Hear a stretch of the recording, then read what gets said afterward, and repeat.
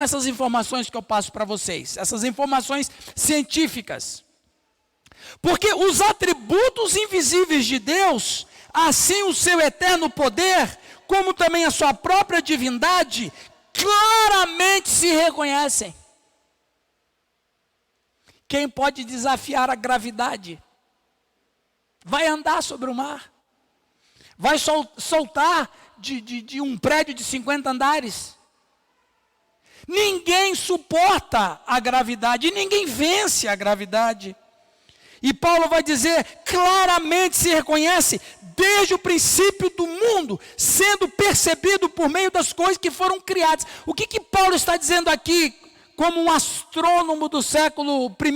Ele está dizendo o seguinte: a natureza está cheia dos atributos de Deus. Deus criou e pôs na natureza a sua assinatura.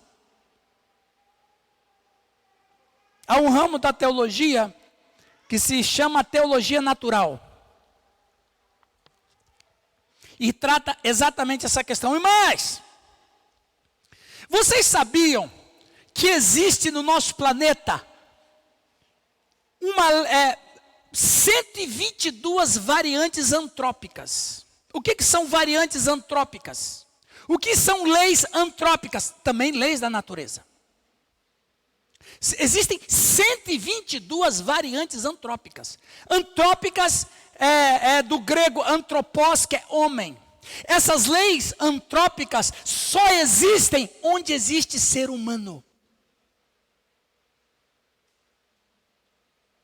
Por exemplo, se a rotação da Terra durasse mais que 24 horas, as diferenças de temperatura seriam grandes demais entre o dia e a noite. Uma variante antrópica. Se o período da rotação da Terra fosse menor e a velocidade dos ventos atmosféricos seria grande demais. A inclinação do planeta em 23 graus é absolutamente perfeita. Se essa inclinação se alterasse levemente para lá ou para cá, as variações da temperatura da Terra ninguém poderia suportar. Mas o oxigênio que nós precisamos para a sobrevivência, o nosso pulmão, ele processa 21%. Se fosse 23%, nós morreríamos sufocados, tanto para cima quanto para baixo. São 122 variantes antrópicas. Só tem essa lei onde tem o ser humano. É ciência, gente. Eu não estou falando de religião aqui. Eu estou falando de ciência. A própria ciência está dizendo que esse mundo é olha, eu vou dizer uma coisa aqui muito interessante. É uma falta de honestidade intelectual. Dizer que este mundo veio absolutamente de forma espontânea, não é verdade isso. É uma mentira. E mais, é desonestidade intelectual dizer que esse mundo maravilhoso, esse universo que existe, fosse assim, viesse de forma espontânea. Esse mundo foi criado, e foi criado por um Deus que nos ama. E eu falei que também Deus colocou no homem o cromossomo. Nós somos compostos de 23 pares de cromossomos. Ah, mas isso aí é biologia. Ok. O DNA de cada um de nós é formado de nucleodídeos. E os nucleodídeos, eles em suas bases, ele tem 4 bases. Os nucleodídeos que compõem o nosso DNA, que faz parte do cromossomo, do nosso cromossomo. Adenina, citosina, guanina e timina. E nós temos em um DNA 5 bilhões de nucleodídeos. Multiplicando pelas suas bases, que são esses 4 que eu mencionei, e nós temos ali 4 bilhões. Ou seja, o nosso cromossomo existem 20 bilhões de nucleodídeos. Entre o nucleodídeo e suas bases. Agora, olha que coisa interessante. Eu estive fazendo uma pesquisa e descobri que um bit, quem trabalha com computador aí, o Caio, trabalha com computador, Caio? Um bit é um dígito binário, a menor parcela de informação processada num computador. É a menor. Ele vai variar entre 0 e 1. Isso é um bit. E o mais interessante é que uma letra qualquer do alfabeto, que ela pode ser identificada por 6 bits. Se nós, irmãos, fizermos uma multiplicação, se o cromossomo humano tem 20 bilhões de informações, porque ali estão carregados todos os nossos códigos genéticos. O nosso código genético está no DNA. O nosso sexo, a cor da nossa pele, o jeito que a gente anda, todo o nosso corpo humano, ele é cheio de informação. Muito bem, se a gente for fazer um cálculo, 20 por 6, nós vamos ter 3 bilhões de letras. Uma palavra de qualquer língua, qualquer língua, português, inglês, francês, espanhol, uma palavra de qualquer alfabeto, ele é identificado por 6 bits. Agora, vamos fazer 6 letras, melhor dizendo, tem 6 letras. Se são 3 bilhões de letras, nós temos 500 milhões de palavras. E isso tem um cromossomo. Onde que eu quero chegar com esse monte de número? Nós vamos chegar 500 milhões de palavras a 2 milhões de páginas. Um cromossomo, fazendo um cálculo de um livro, nós teremos um livro de 500 páginas, a média de um livro, 500 páginas. Sabe quantos livros teria em um cromossomo humano? 4.000 livros de 500 páginas. Um cromossomo, nós temos 23. Ou seja, nós somos uma biblioteca. Nós somos pura informação. Deus criou o homem assim como Ele pôs nas leis da natureza os seus atributos, Ele pôs em nós aquilo que é dele, que são informações, inteligência. Deus nos criou, meus irmãos. Deus tem um propósito para a nossa vida. Salmo 33, 6 diz assim: os céus por sua palavra se fizeram, e pelo sopro de sua boca o exército deles. Ele ajunta um montão de águas no mar, e em reservatório encerra as grandes vagas. Tema o Senhor toda a terra, temam-no todos os habitantes do mundo, pois Ele falou e tudo se fez, Ele ordenou e tudo passou a existir. É o testemunho das Escrituras. A palavra de Deus é poderosa. E essa palavra que sai da boca de Deus, não apenas criou tudo o que ela é, mas a palavra de Deus sustenta tudo o que Deus criou. Existe uma linha de crença chamada deísmo. Na verdade existem 3. Vou falar do deísmo. Existe o teísmo com T, que é o que nós cremos. O que ensina o teísmo? O teísmo ensina que Deus criou o mundo e sustenta. Ele não abandonou a sua criação. O deísmo vai ensinar que Deus criou, mas Deus se afastou e o mundo ele se evoluiu por via da seleção natural. E o ateísmo, que é o que não crê em Deus. Então, o que acontece? O deísmo vai dizer que Deus criou e deixou a sua criação relegada à própria sorte. Não cremos nisso. Nós cremos que Deus criou e Deus sustenta esse mundo, Ele sustenta a nossa vida. Deus cuida de nós com chuva, com sol, com noite, com dia, com a lua, com o sol. Todas as coisas estão sustentadas por Ele. Ele criou a cada um de nós, Ele criou a fauna, a flora, criou o globo, criou o cosmos, criou o universo e sustenta todas as coisas. A Trindade criou e pôs na sua criação provas dos seus atos, tanto no universo quanto no ser humano. Segundo lugar, a Trindade criou, preste atenção para vocês não pensarem que eu estou falando de heresia. Alguém aqui está com sono? Até mesmo, né, gente? É 8 horas, né? Ninguém vai ter sono 8 horas, né? Quem tiver com sono pode ir lá e pegar um café. Igreja relevante é outra coisa, né? Em segundo lugar, a Trindade criou e passou a ser chamado de Deus pela criação. Vou repetir. A Trindade criou e passou a ser chamado de Deus pela criação. O que eu quero dizer com isso? Preste atenção que você pode ouvir agora uma informação nova na sua vida e pode mudar a sua vida com o que você vai ouvir. Aquela pergunta, não é? Onde estava Deus antes de criar tudo? Sempre tem umas pessoas que perguntam isso, né? Onde estava Deus? Quem já parou para pensar nessa pergunta? Pode levantar a mão. Onde que Deus estava antes de criar tudo? Você já pensou isso? Veja que interessante. Antes da criação, a Trindade existia.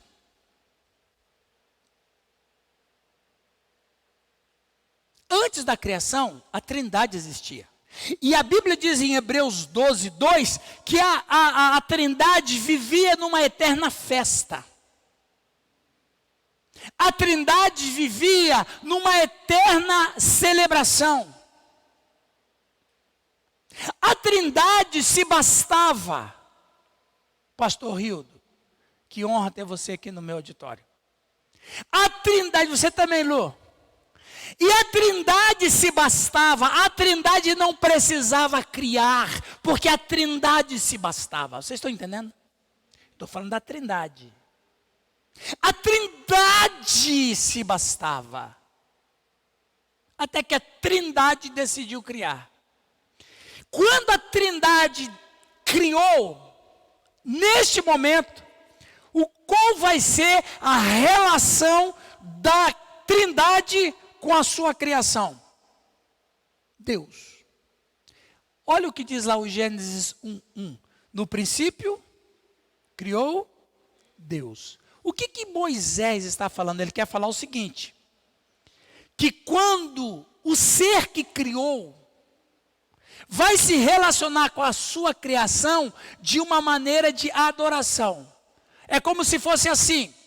Oh, ok, vocês, a Trindade, não é? A criação está falando assim, vocês criou tudo isso aqui.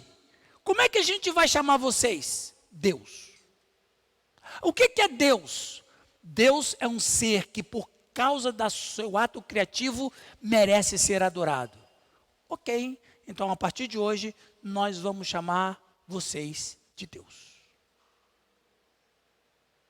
Ou seja, quando a Trindade cria, agora a criação se relaciona com o seu Criador, chamando esse Criador de Deus. Então veja, meus irmãos e minhas irmãs, a Trindade agora tem um nome: Deus. O que é Deus? Deus é o ser que precisa ser adorado. Por que esse Deus tem que ser adorado? Porque Ele trouxe tudo à existência. Entenderam isso aí? Entenderam isso aí?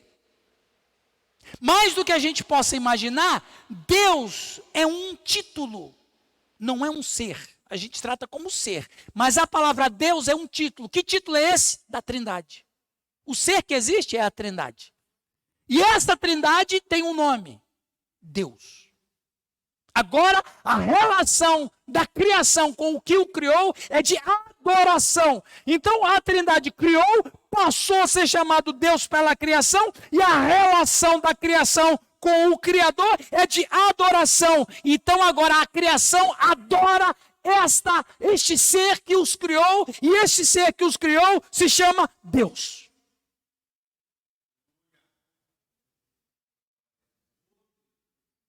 Agora olha que coisa interessante. No ato da criação, Deus estabeleceu um princípio de satisfação para a criatura, e a criatura só pode se satisfazer quando ele tiver uma relação de adoração com quem o criou. Isso é um princípio criativo. Por isso que a Trindade passa a se chamar Deus. O que é Deus? É alguém para ser adorado. E Deus fala assim: vocês só vão se sentir satisfeitos se vocês me adorar. E começou bem. A Bíblia diz em Gênesis 2,15 que Deus colocou o homem, e ali não era Adão, era o homem, era marido e mulher, a humanidade, para lavrar o campo. A palavra trabalhar no hebraico é avodá. A palavra avodá, que é traduzido por lavrar ou trabalhar, é uma palavra cultica, porque avodá em hebraico significa adoração. Ou em outras palavras, quando os nossos pais cuidavam do jardim, era uma das maneiras que eles tinham para adorar o seu Criador. E foi perfeito assim até o dia em que os nossos pais pecaram e foram expulsos. Então, isso é de um simbolismo muito interessante. Quando os nossos pais são expulsos do jardim, eles praticamente são expulsos de uma adoração. E eles, os nossos pais, só podem se sentir satisfeitos se eles voltarem a adorar ao que o criou. Olha o que Paulo vai dizer em Romanos 1,25. Pois eles mudaram a verdade de Deus em mentira. Está falando dos ímpios, dos pagãos. Adorando e servindo a criatura em lugar do Criador, o qual é bendito eternamente. O que Paulo está dizendo aqui? Ele está dizendo aqui que todo ser humano, para se satisfazer, para encontrar resposta, para encontrar felicidade, para encontrar alegria, para encontrar significado de existência, tem que estar em adoração com aquele que o criou. Se não tiver essa busca, se não tiver esse relacionamento, se não tiver esse princípio de adoração com o que o criou, ele vai ser uma pessoa frustrada.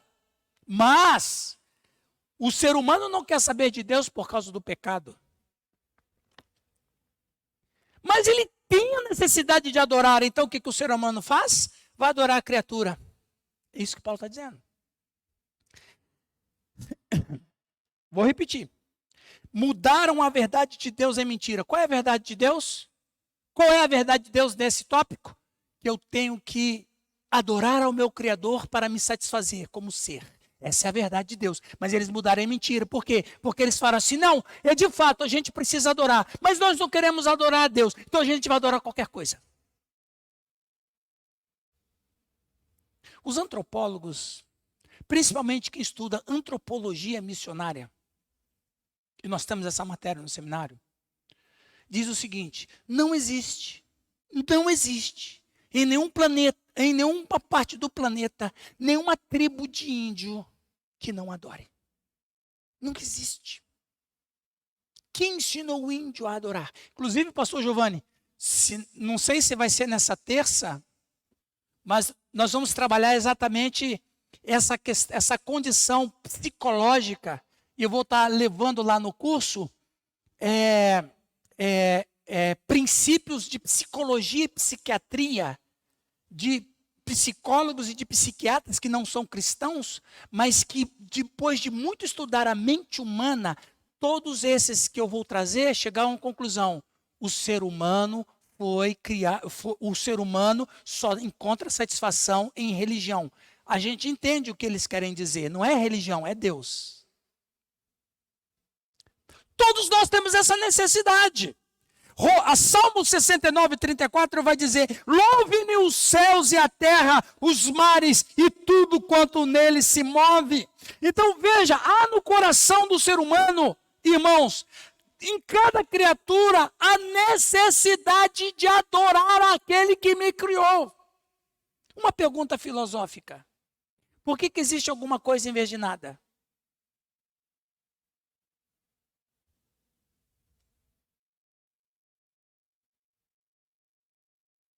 Essa é uma pergunta filosófica que nos leva a questionar. Por que existe alguma coisa em vez de nada? Então você só tem uma saída honesta, uma saída sincera e honesta. Alguém me criou. E claro, quem me criou, vamos dizer aqui entre nós, seres humanos pecadores, nós somos pais. Eu tenho 4 filhos, a minha filha Bruna está aqui com o filhinho dela. Qual é a relação dos pais com o filho? É de obediência. Por quê? Eu só existo por causa dos meus pais. Percebem? O princípio de Deus na criação nossa entre filhos. Qual é a relação do filho com seus pais? É de uma adoração. Entende? É um princípio de Deus.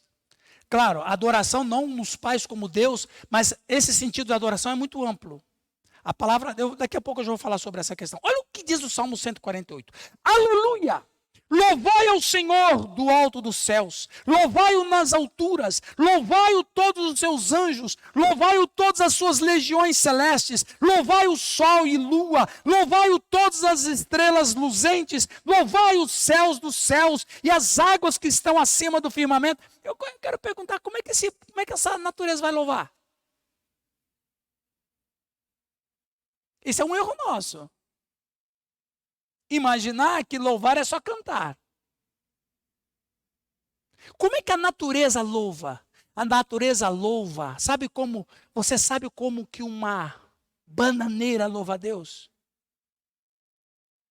Você pode imaginar como uma bananeira louva a Deus? Como?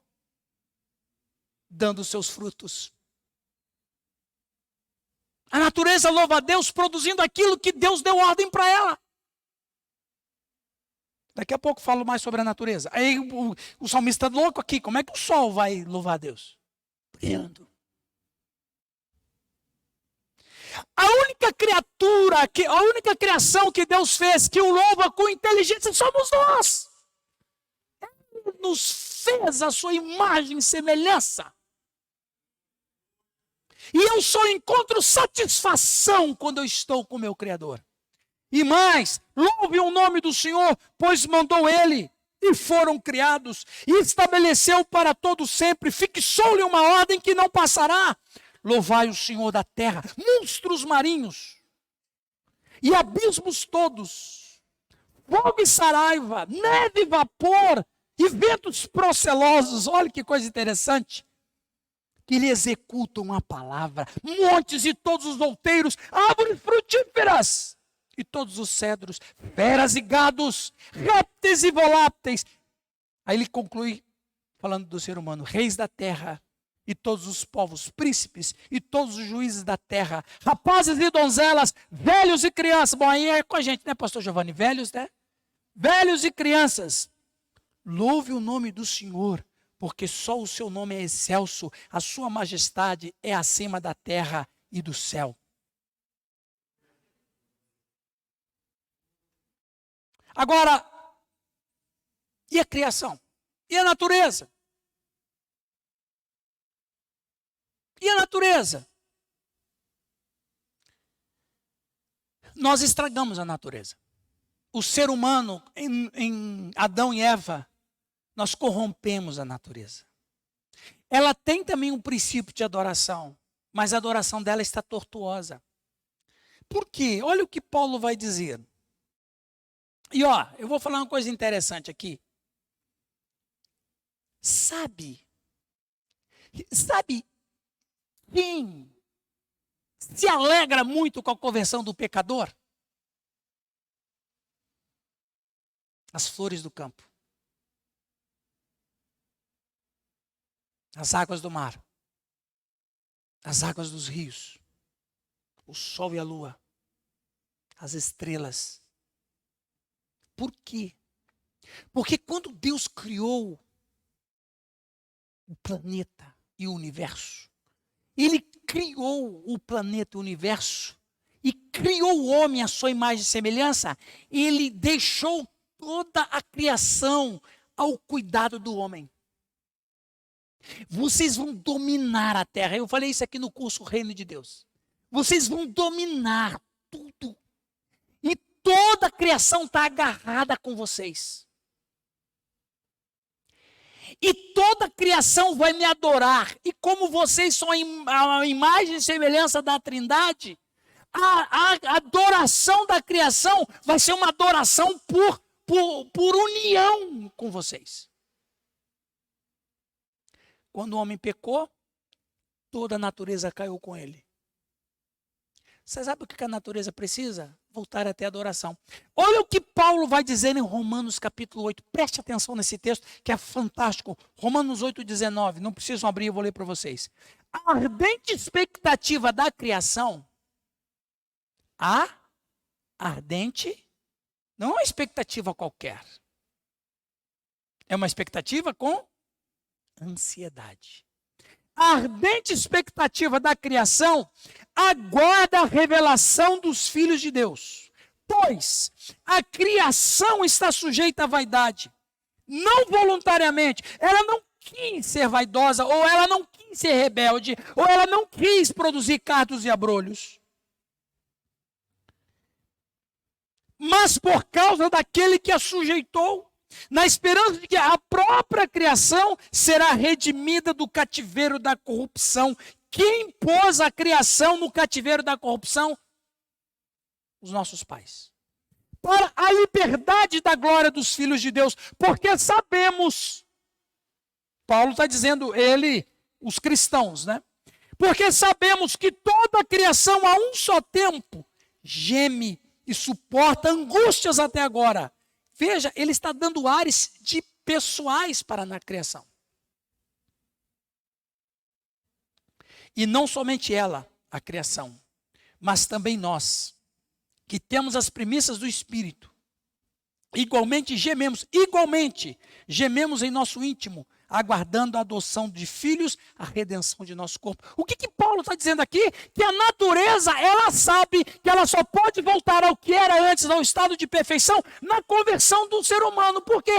Porque assim como Deus criou e caiu, ela também se levantará. Quando aquele dia, quando Jesus voltar, o homem se levantar com o seu corpo glorificado.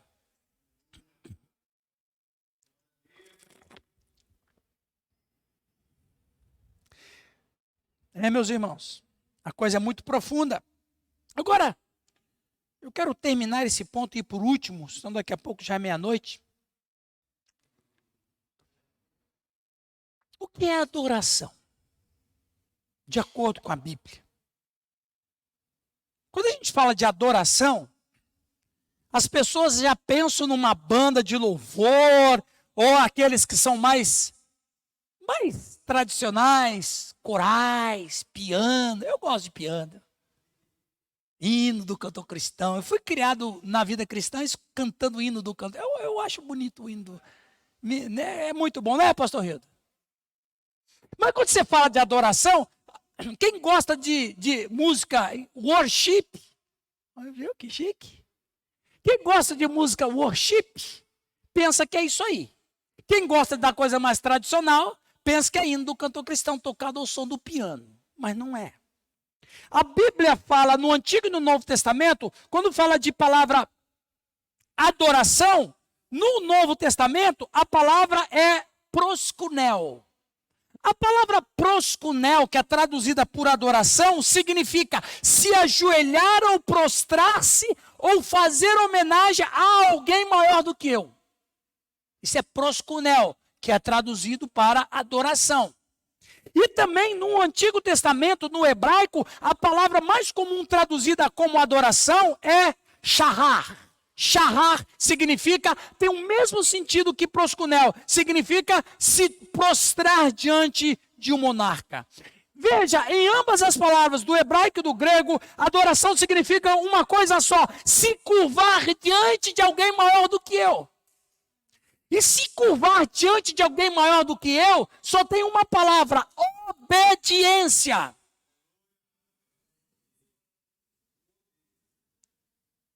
Agora, e a música? Ok, a música também faz parte da adoração. Mas, quando é que a música como adoração se torna adoração e não somente uma música? Quando a sua vida e a minha vida já adora durante a nossa história. Aquilo que a gente faz nos cultos só tem sentido se a gente faz aquilo com a vida. Então, veja, a adoração, meus irmãos, só pode ser medida pelo fruto de uma vida transformada e de um relacionamento pessoal. Eu vejo o pastor Giovanni, ele fala isso direto. Eu acho que até Deus já se cansou de escutar isso da boca desse homem. Eu vejo lá os vídeos que ele... Vocês assistem os vídeos dele? Ele solta uns vídeos de 5 minutos, 10 minutos. Ele fala direto, relacionamento com Deus, de dia a dia, relacionamento com Deus. Não é isso aí, pastor Giovanni? E é isso aí. Em outras palavras, você sabe o que ele está falando? Ele está falando para a gente ser adorador.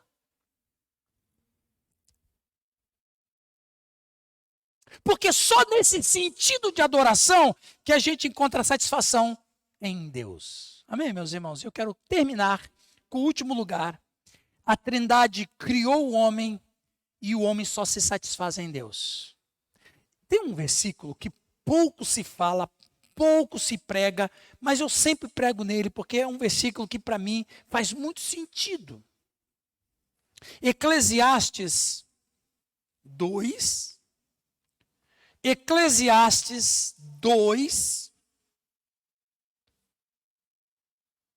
24 e 25. Diz assim: nada há melhor para o homem do que comer, beber e fazer que a sua alma goze o bem do seu trabalho. Que não existe coisa melhor? Comer, beber e trabalhar com alegria. No entanto, vi também que isto vem da mão de Deus. O quê? Comer, beber, encontrar satisfação no trabalho. Pois, separado deste, ou seja, separado de Deus, quem pode comer ou quem pode se alegrar? Separado de Deus, a parte de Deus, divorciado de Deus, fraturado com Deus, afastado de Deus, quem pode fazer as coisas mais simples? Que a coisa mais simples da vida é comer e beber. Além de ser as coisas mais simples da vida, são as coisas que me dão sobrevivência. Essas coisas mais simples que me fazem estar sobrevivendo não tem sentido. O nosso querido Salomão está dizendo aqui? Que aquilo que me faz sobreviver não tem sentido se Deus não está na minha existência. Eu posso comer e beber e não morrer e ter uma saúde maravilhosa, porque eu como e bebo. Mas ele está dizendo que a minha existência só se mantém de pé se eu não estiver separado de Deus. Por quê? Porque Deus que me criou, eu não posso viver afastado daquele que me criou. É difícil entender isso.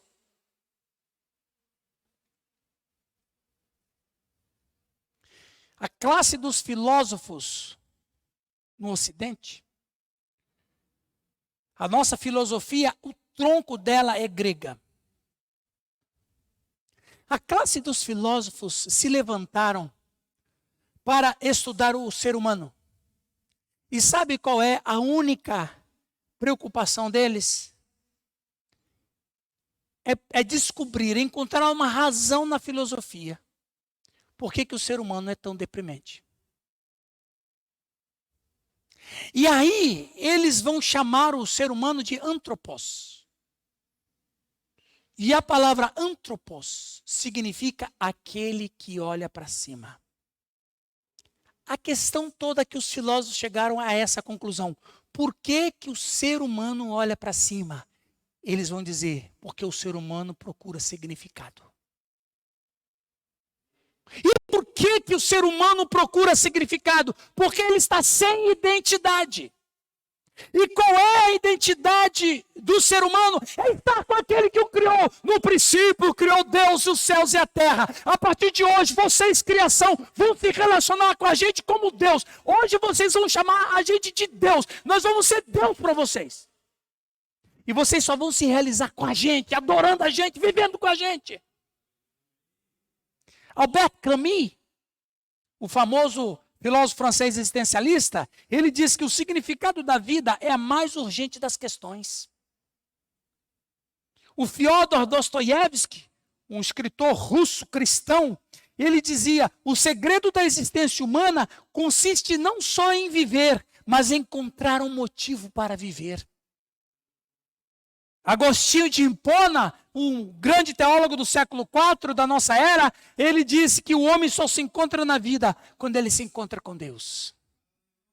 Então veja, o homem só pode se satisfazer em Deus. Mas como é que eu posso chegar até Deus? Nós só temos uma maneira de chegar até Deus, através de seu Filho Jesus Cristo. Porque ele disse, ninguém vem ao Pai senão por mim. Eu sou o caminho, a verdade e a vida. Ninguém vem ao Pai senão por mim. Veja, ninguém vem, ele não disse ninguém vai. Porque ele faz parte da Trindade. Ou o que Jesus está querendo dizer? Ninguém vai à Trindade, ninguém se relaciona com a Trindade, ninguém pode estar outra vez unido com a Trindade se não for por mim. Por quê? Porque a segunda pessoa da Trindade veio a este mundo e viveu nesse mundo, nasceu como nós, cresceu como nós, viveu como nós, viveu entre nós, sofreu, resistiu às tentações, sobreviveu a tudo aquilo que era do mal, morreu na cruz, ressuscitou dentre os mortos e ele agora pode convidar a todos a estarem com ele. Tem um versículo muito interessante em Mateus 20, Mateus 28, 7, quando Jesus ressuscita dentre os mortos. O que aconteceu com o véu do santuário, dos santos dos santos? Pode falar? Agora, o que é um ato de rasgadura? Rasgar é uma coisa que está agoniado, desesperado. Você está doido para tirar essa roupa, e a roupa... Você sabe quando você está com aquele calor doido? Quando a camisa gruda no pelo, na pele, dá aquela agonia, dá vontade de rasgar. É isso aí que Deus sentiu. Ele rasgou. Não tem mais nada que nos separa. Vinde a mim. Vem a mim. É o convite de Deus. É a rasgadura. A Bíblia diz assim em Efésios 2, naquele tempo estavam sem Cristo, separados da comunidade de Israel, estranhos às alianças da promessa, não tendo esperança e sem Deus no mundo. Mas agora em Cristo Jesus, vós que estáveis antes longe, fostes aproximados pelo sangue de Cristo. Existem 3 perguntas. Eu tenho um sermão só sobre isso, mas eu vou falar isso aqui só rapidamente. Existem 3 perguntas que todo ser humano faz em algum momento da sua vida. Em qualquer época, em qualquer cultura. 3 perguntas. Quem sou? De onde vim? Para onde vou? A filosofia não tem resposta, a sociologia não tem resposta, a antropologia não tem resposta, a psiquiatria não tem resposta, a psicologia não tem resposta, só a teologia tem resposta. Essas perguntas, quem sou, de onde vim, para onde vou, são perguntas de quem está com amnésia. Só uma pessoa com amnésia pergunta isso. Com amnésia. O que me fez ficar com amnésia? Pecado. Mas quando o ser humano encontra Jesus Cristo, quando ele encontra em Jesus Cristo, quando ele converte a Jesus Cristo, quando ele nasce na família de Deus, todas as lembranças vêm à nossa mente e a gente passa a saber que nós viemos de Deus, a criação de Deus, a Trindade me criou, a Trindade me sustenta, a Trindade me salva, a Trindade mantém, a Trindade me ama. É isso que se recupera da nossa memória espiritual. Isaías 45, 22, olhai para mim e sede salvos, vós todos os limites da terra, porque eu sou Deus e não há outro. Lembra do famoso altar ao Deus desconhecido, Atos 19?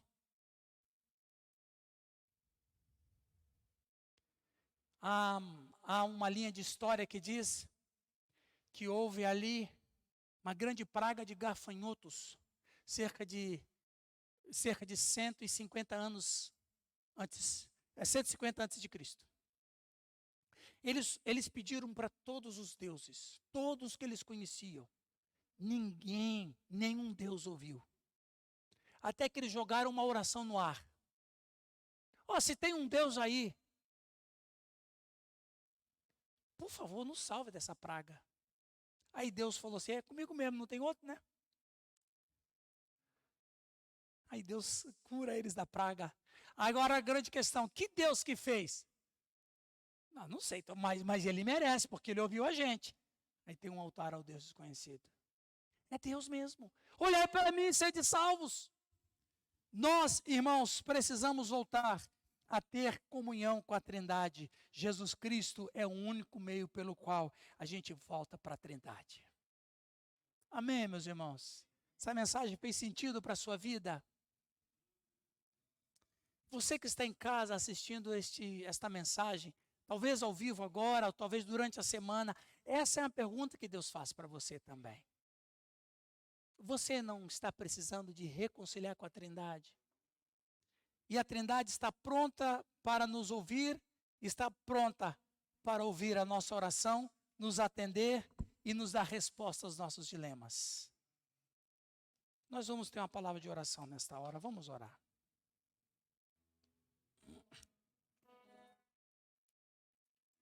Tu és soberano sobre a terra, Sobre os céus tu és Senhor, absoluto.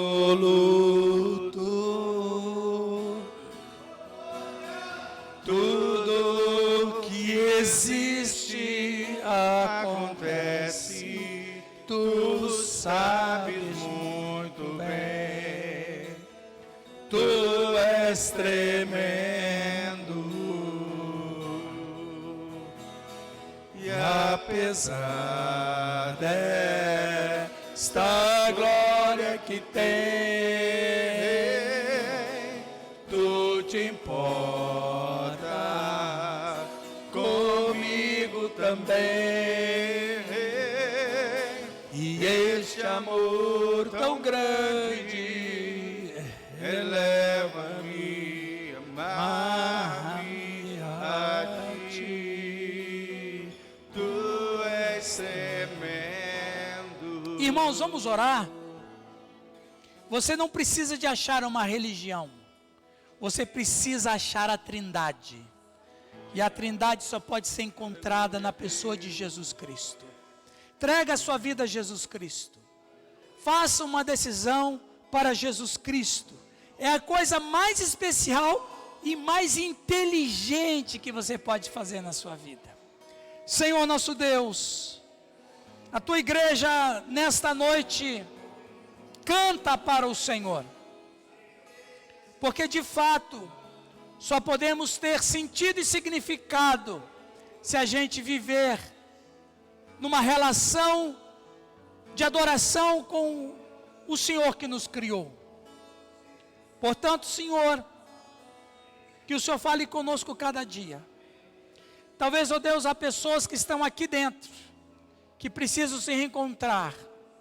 Talvez pessoas que estão nas suas casas, assistindo esse vídeo durante a semana, que precisam tanto se encontrar contigo, que hoje ninguém possa dormir sem dobrar os joelhos da sua cama e buscar o Senhor. Pai, abençoa este povo, abençoa o pastor, os pastores dessa igreja, abençoa a liderança espiritual, que dê graça para eles, que esta semente plantada possa dar frutos, em nome de Jesus, amém? Uma salva de palmas de alegria e de louvor a Deus. Deus os abençoe.